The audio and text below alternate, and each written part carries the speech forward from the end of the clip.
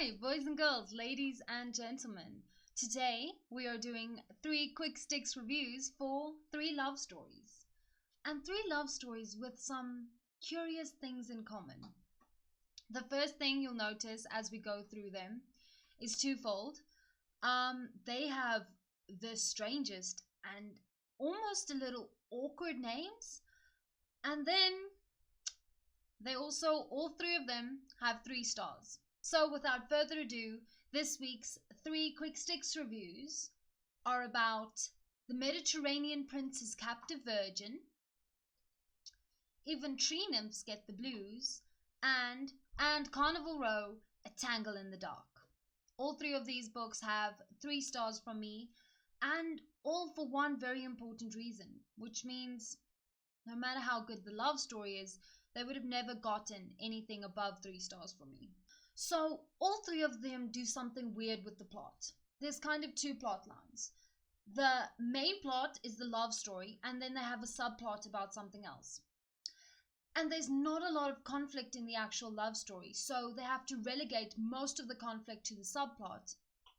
But then, because it's a subplot, it's woefully underdeveloped. And the problem with this is that subplot is the direction, the motivation, it's the rest of their lives. So these characters exist only to love each other, and then the rest of their lives is relegated to a subplot which is underdeveloped, which means that the characters themselves are completely underdeveloped. And a love story that isn't character driven or whose characters are underdeveloped, it can never rise above 3 stars. It can never rise above 3 stars, no matter how perfectly it's done. So, going forward for these 3 reviews, I'm going to do exactly what all 3 of these stories do. Kind of gonna hand wave over the plot, because there's so little information given, there's so little attention given. We're not supposed to care, so why should I? Okay, so the first book is The Mediterranean Prince's Captive Virgin. So this is sort of a contemporary, and I'd like to get right into Sugar and Vinegar. So the sugar here is really one of my favorite tropes. It's just the simple fact that it's prisoners to lovers. That will get me every time. I love that tropes to bit. I don't understand why. Don't psychoanalyze me too much. I just really like it. Maybe it's nostalgia because some of my favorite love stories have that trope built into them. And maybe I just really like Beauty and the Beast and Stockholm Syndrome and things like that. But this trope just always does it for me, and that will always be my favorite if it exists in a story. And then the vinegar is kind of the reason he takes her prisoner, or her taking him, or the act of him taking her prisoner. So there's 2 problems here. The first one is there's no real threat. Because it's the subplot's cause that he takes her prisoner to protect her. But there's no real threat, and I never really understand why he's taken her prisoner. And then she's mad about it the whole time. And also not for any real reason, because we don't know why any of this is happening. So it's kind of the main tension that kicks off the plot. It doesn't exist. There's no inciting incident. Okay, so this book, just like the plot, is corny as all hell. I need to read you a passage. Let us read. He repressed his intensely physical reaction. Nico had learned in a hard school not to trust anyone. Not even a blonde goddess with an intriguing accent, tawny gold hair, and a body that promised sexual rapture. Are you kidding me? This was like one of the first pages in the book, and I knew I was in for it now. And then, this is not even a spoiler, because it's not important, but her twin sister ends up marrying the prince's brother. Why? How? meh, not important. Now you and your sister can stay part of the same family, and it's not slightly incesty at all. It's just, ooh, it's so cheesy. And I think that's kind of the point. This is one of those simple, smutty reads. This is why you're reading it. For this cheesiness that just makes your toes curl up.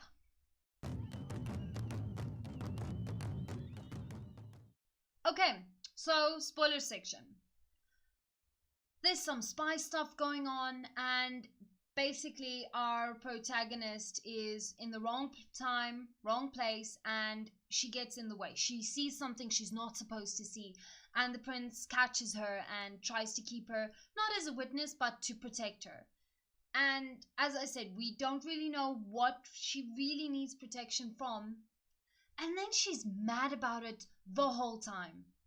She's bitching and going off and yelling at him, and she is the lioness, and she's really angry about this, and she wants to get back to her life, damn it. The problem is, the girl doesn't have much of her life. We find out very early on she just lost her job. She's gonna be kicked out of her flat, and she has no friends. What are you wanting to go back to? Just live in the hotel, take a break, collect yourself. I don't know why you're in such a rush to get back to that mess. So the characters are extremely shallow. They have little to no characterization, and every one of their attributes outside of being hot contributes to making them even more hot. So our girl is a fashionista, a fashion designer, which means that she knows how to dress her body to look more hot, and she's feisty, which makes her more hot, and that's about it. She has a New Zealand accent, which makes her more hot. So none of this is actually characterization other than her being hot. And the prince is the same. He's a prince, which is hot. He's also like a James Bond kind of figure, or it's hinted at him being that, which is hot. And he's a bad boy, which is hot. And that's it. Like, there's nothing that's okay, that's a bit weird. Maybe I wouldn't be into that. There's no reason. There's no personality behind hot attributes. So it's a smart read. I don't know what to say. So obviously the hot people get together. They have some sex. There's some spy stuff going on in the background, and some politics about the island that he rules, and the wada. The book didn't care. I don't really care. It's not the point, obviously. The hot people are the point. Okay, so next up is Even Tree Nymphs Get the Blues, which is sort of an urban fantasy. So they're in normal life, but then there's this one village somewhere in America where all the fantasy characters get to live as themselves, and they kind of mingle with the humans there.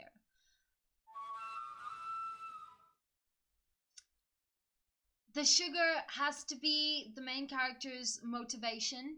It's not enough to build a story off of, but it's just so cute, and it's like the dream. So she's a tree nymph who wants to have an ice cream shop in a magical town full of magical creatures. Like, is that not just the most adorable premise for a character ever? I love that. And the vinegar is the actual romance. They just have no chemistry. There is not much impressive about this man. Like, she's a nymph who makes ice cream. I would date her. But him, I don't know, what's there to love? And then the pacing is weird here. It kind of jumps back and forth between her point of view, where she's just going on wanting people to leave her alone so she can have her ice cream shop, and he's kind of stalking her sometimes dealing with some wada internal politics inside of the little town, which nobody cares about. And it's like you're jumping between two different stories. They're in the same world, but they don't connect with each other. Except that he stalks her every now and then. So we're in this magical town in modern America, and we're just following a tree nymph who used to be a model but now has decided she's saved up enough money and she wants to start her little ice cream shop. And then she gets stalked by, I think he's like a policeman or something, who's just a normal man, and she's very apprehensive. Not only because of the stalking, which he says is only being friendly, but how many times do you have to greet a girl who doesn't want to talk to you before it becomes really creepy? And she just distrusts men because of her life in modern America and how they've been treating her. She doesn't like humans, and she doesn't like him, and he's going to impose himself onto her. So then the characters, as I said, the tree nymph she's just adorable. I really like her. She's kind of strong, motivated. She's not too glamorous. She's not too exotic and foreign and magical. She's just a girl who has a dream. It's a beautiful dream, and it's one I can get behind. But then him, we're supposed to care about his morality. We're supposed to respect his decisions that he makes in this side politics story. But I didn't care about that, so I didn't care about him. As far as I know, his only redeeming quality is he likes her, and that's good, I guess, because he can see beyond the physical, even though he really doesn't all that much. He saw her in an ad once, and now he really wants to talk to her, and it's all really cringy. I don't like him. Okay, and then the final book of these quick sticks reviews is an epic fantasy, Carnival Row. Now I know what you're thinking. Nope, nothing to do with the circus or a carnival. It's actually a Fae university, and the Fae are essentially humans with wings and like some heightened sexuality. But the world building, as I said, that side plot, it's kind of ignored. So the world building is also part of that side plot that we don't really want to deal with. We just want to deal with how the Fae are really hot. Their wings change color when they orgasm. That's how sexual they are. Everybody can see it. From which color to which color they change, we don't know. It's probably not important. It's probably not. It's just there was no real thought put into this. It's just hot fairy creatures with wings. So, big spoiler, they don't end up happily ever after. The relationship is not good all the time, and even though I think the end of the relationship is good, what the relationship achieves is good. Just because two people love each other doesn't mean they're meant to be. And not every relationship that ends separated is a failure. And I think they've definitely both grown from this relationship. Definitely one person was better to the relationship than the other and respected it more. But you know, the right person lives happily ever after, and the other one doesn't. And I'm really okay with that. The vinegar is the relationship. We get a lot of drama of them fighting, of them arguing, of them giving each other the cold shoulder, and we never really got to see them getting to know each other, falling in love. That's kind of skipped over, just quickly skimmed. Yeah, over time we started talking more, and there's a couple of scenes of banter spattered here and there, and the first explosive sex scene, but it sort of comes out of nowhere because this is sort of hate to love, and we see a lot of that hate, and the love is kind of skimmed over, so I'm not really invested in their success. So then, the pacing of this is a little bit weird. So, the book starts off, this is not a spoiler at all, this is the first scene of the book. It starts off with a war. And our main character, who I'm going to call Poet Girl, She is trying to save everyone. She is going through hell. She's kind of sacrificing herself. She's willing to risk her life to get to the love of her life. And I'm thinking, wow, a war story about fae and other magical creatures fighting. And then after that scene, we go back into the past. That's fine. I know where we're going to. I can get behind this. And then we kind of never hear of this war again. Fairies were being shot out of the sky, and people were dying, and everyone was panicking, and they were risking their lives. And for the rest of the story, there's a side plot, and then there's the war. It's so far out of mind for all the characters the whole time. It's just some political unrest in the background. Because their university struggles and who's the laureate and who's the best poet is much more important than people dying in the street.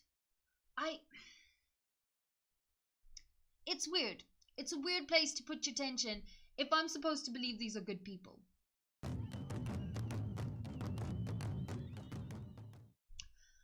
So, as I said, this was epic fantasy, and there's a war going on between three factions. One of the factions are there to protect the Fae, but sort of abusing their power as the current police state while they're there.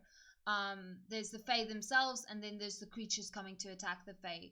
But really, we know nothing about these other creatures, whether they even look humanoid at all. It's not important. And the world building just feels really shallow. I feel as if this would have been a much better story if they just left all the magic, left all the world building, and just focused on a university romance between roommates. Because that's what this story is, and all the rest is just noise. And it's noise that's used badly. So the war is basically a cheap excuse for two things. It provides cheap tension, and it provides a way for Poet Girl to redeem herself.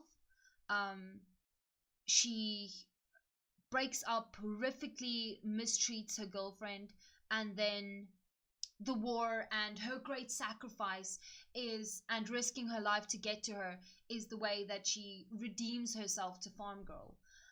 But really, it's not enough. It's not enough of a reason to build this whole subplot that we're not caring about. And then the second thing is it's so that our main character can get sexually assaulted by another faction coming in and enforcing law on them, and that she kind of has to allow the sexual assault as a sacrifice for her girlfriend. And it's not I don't like it. It doesn't add to the story at all. It's just an uncomfortable scene stuck in the middle, and it cheapens everything. It's cheap tension, and it's obvious that it's cheap tension. So I didn't like it. And then overall, the world building was shallow. Yeah, they can fly. They don't often fly anywhere though. They have a couple of scenes where they're like flying together, but it's more like just frolicking in the woods than actual flight. Their buildings aren't designed differently to accommodate people that can fly. Why would you have 8 flights of stairs if everyone trying to get into the building has wings on their back? There's just no point to this war. There's no point to this fantasy. There's no point to any of this messiness. And I don't like it. And this is me, a fantasy lover. I think it was done badly, and rather it weren't done at all. Okay, so characters. As I said, I cannot remember their names. So I'm going to go with Poet Girl and Farm Girl. So they are roommates. Both of them are bisexual, and at first they don't get along. So Farm Girl has left her family. She's left the only home she's ever known to come to the university, and she wants to focus on her studies. And Poet Girl, she just wants to party and then get her BA somewhere in between. And for a while they obviously have conflict, with Poet Girl bringing in men and women all the time, and Farm Girl only wanting to study. And then after some time, they kind of get to talking, and Farm Girl starts supporting um her roommate's wish to become poet laureate, to show her poetry to the world. And she supports her through all of this, and after some time she's just like, okay, but I do need to study as well. And then Poet Girl uses her newfound fame to cheat on her. And then they break up, and it's a lot of cold shouldering. And then Farm Girl says, listen, I'm scared this war is going to impact my family. I'm going home. And Poet Girl says, just wait for this thing. Just wait for my graduation. Just wait for this, because my life is more important again. So they're back together and loose, and it's a mess. And then, as I said, in the end, Farm Girl just ends up with someone better, someone from a rival faction who are the bad guys because of their different race, but who actually treats her well, and who actually believes in her dreams and is trying to help her find her family and everything. So I'm happy that they don't end up happily ever after. This relationship was definitely a net benefit to them both, in the way that the Poet Girl would have never stood up and recited her poetry to an audience without her girlfriend's support. And vice versa, the Farm Girl would never have gotten out of her shell, went to university events, she kind of became herself socially through the extroversion and the kind of enjoyment of her girlfriend. So they kind of work together really well, Poet Girl and Farm Girl, but they weren't meant to be. The people who help you achieve who you're supposed to be aren't necessarily the right people to be that person with you. And I really like that ending. I like that it's messy. I wish I had had less unnecessary drama and cheap drama, and more getting to know them falling in love. But overall, out of the 3 quick sticks reviews I have done today, I think this one's definitely the one that stayed with me the longest. Not only do they feel more like real people than any of the others, but I kind of resonate with how messy life can get, where it's not so straightforward as just hot people clashing or stalking for love. It actually feels like enemies to lovers to sort of uncomfortable friends, which seems way too real to just be a story. But as I said, those red flags cannot be ignored, and that's why, even though I think the main plot is good, it's just so much cheap, messy stuff around it that it remains 3 stars, and it can't be anything more than an okay story. And that's sad. I don't know what to say. I think it's clear that I was a little bit disappointed in all 3 of these stories, and I find myself wondering, like, where have all the pure love stories gone that are, the point is that it's in the romance genre, and the point is that it's a love story, that it's not just a subplot tacked onto something else. I think all 3 of these books, as I said, tried to be something more than they were supposed to be, and then because the point was the romance, they kind of did the second part half-assed, not well.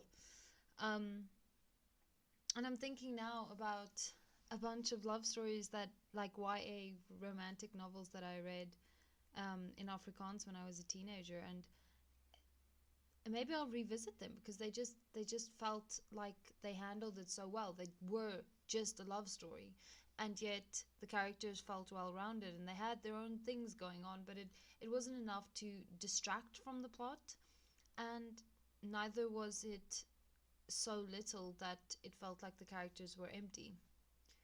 I guess that's why the summer romance works. You can just ignore a character's real life and deal with what's happening right now. Um, so yeah, please comment down below your favorite love stories and like and subscribe if you enjoyed.